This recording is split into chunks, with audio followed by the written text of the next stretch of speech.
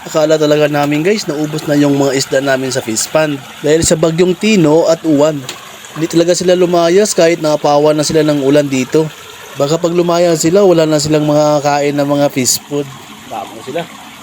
Kaya siguro hindi lumayas yung mga koi na to kasi sagana po talaga sila sa pagkain.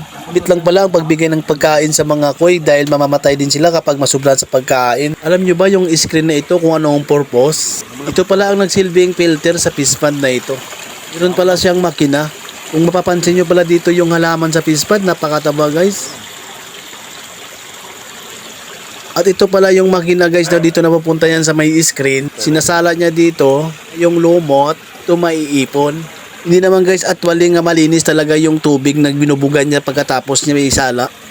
Napapansin ko nga talaga guys, enjoy na enjoy yung mga isda dito sa tubig na sinasala na galing sa screen. Kung mapapansin nyo pa nga dito guys, halos puno talaga ng halaman yung paligid nila at saka sa gitna. Ito po kasi talaga ang nagsilbi sa kanila protection kapag mainit yung panahon. Nakakatanggal talaga ng stress guys kapag po tinitingnan nyo sila. Sa dami pa naman nila, halos na magsiksikan na sila.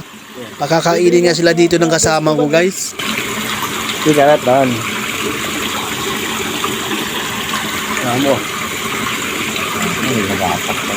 Nagapak na nga. Tulok. Yung una sa labang namon eh. Yung mga koy dito, kudlag ko. Pamatay lang ng mga insect. Pamatay sa insect yung sa labang namin. Nakudlag ko ang koy. Ako ito nagkalaga. Tingay naging may pispan na to. Giputang arkilaw ng mga insect. Kung nabayaran to sila ya. 15 bilang isa. Matay nga na in tugitinduan. Bala nila gitinduan. Namatay yata. Gibutangan na yung tubig nila nga bago. Hindi ka nakabalo. Timplahon ng tubig ya. Ay, hindi pa nabusan. Oo. Hindi na pagbusan po yung malilimpihan. Patindoon mo. Busan lang. Gibutangan ng tubig. Asa tubig gibutangan lang. Matay yung mga koy. Di ba guys na mabilis na talaga paramihin ang koi kung marunong ka talaga mag-alaga. Ako nila nagpanamo doon na kayo ang koy diyan. Nagbuto. Tamo. Siguro kailangan kalibo. Ipahatag ko sa mga pare.